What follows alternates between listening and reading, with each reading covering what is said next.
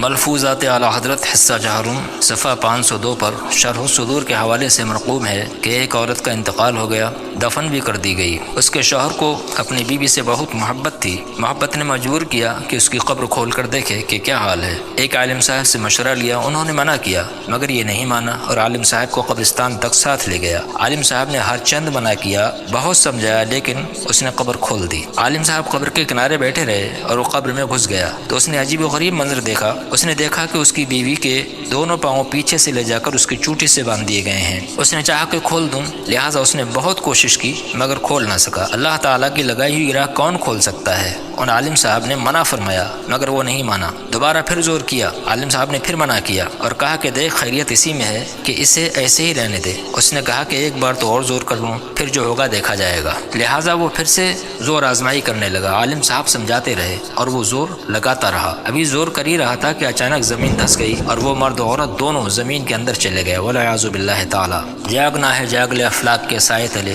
حشر تک سونا پڑے گا خاک کے سائے تلے۔